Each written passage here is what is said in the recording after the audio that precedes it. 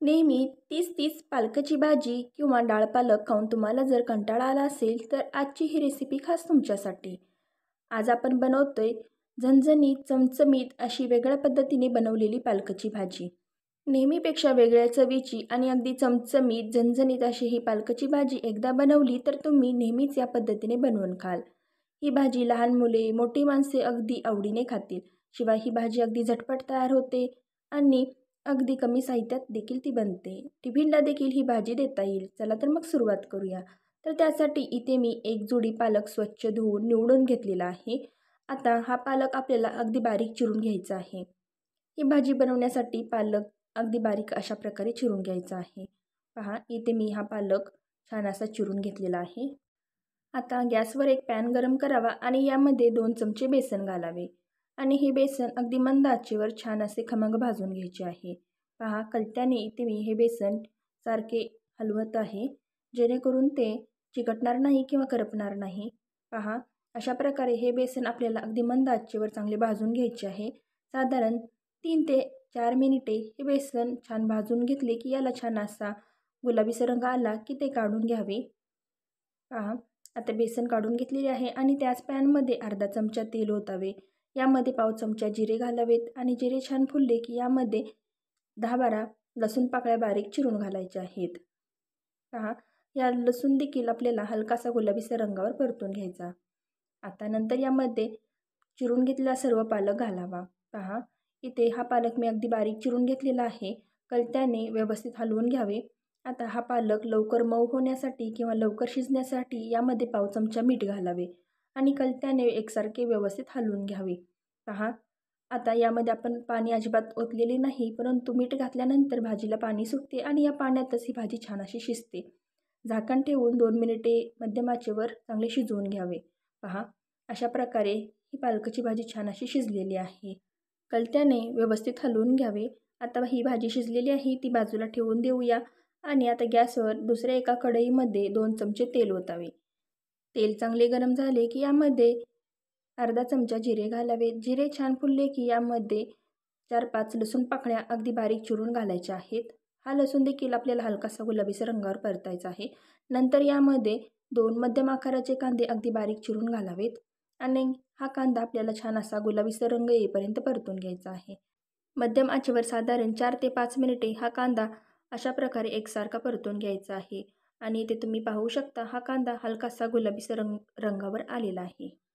आता यामध्ये आपल्याला पाव चमचा हळद, अर्धा चमचा लाल तिखट थोडे बेतानेच घालायचे आहे कारण नंतर आपण यामध्ये आणखी तिखट घालणार आहोत आणि अर्धा चमचा धने पावडर आणि पाव चमचा जिरे पावडर घालावे.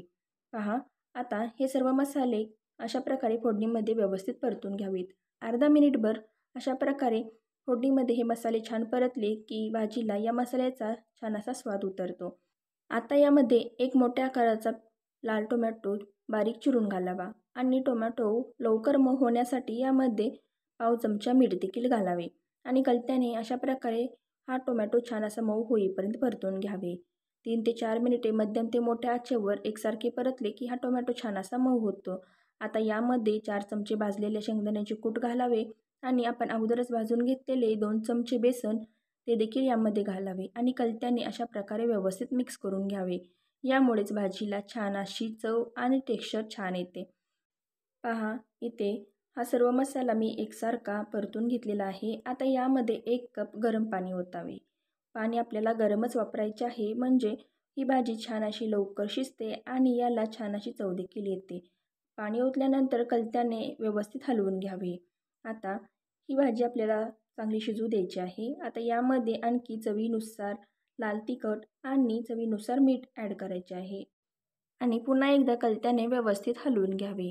पहा अशा प्रकारे आता ही ग्रेव्ही छान अशी शिजलेली आहे. आता यामध्ये आपण अगोदरच परतून घेतलेला जो पालक होता तो यामध्ये घालायचा आहे.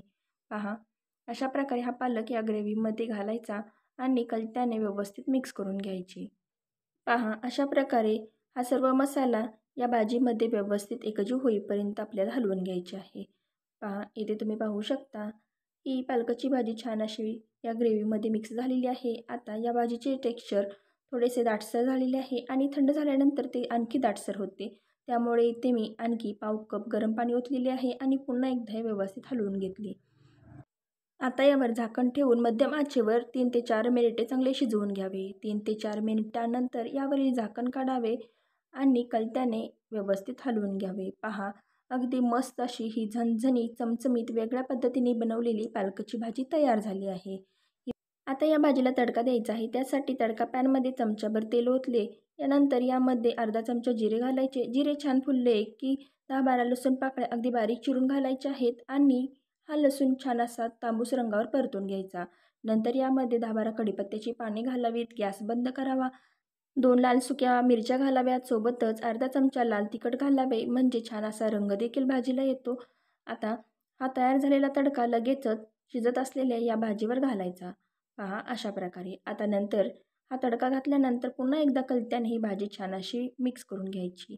तडका घातल्यामुळे या भाजीला छान असा लसूणी फ्लेवर येतो. पहा, अशा प्रकारे अगदी झणझणीत चमचमीत अशी ही वेगळ्या पद्धतीने बनवलेली पालकाची भाजी तयार झाली आहे. तुम्हाला जर आजची रेसिपी आवडली असेल तर लाईक करा. चॅनलवर नवीन असाल तर सबस्क्राईब करायला विसरू नका. धन्यवाद.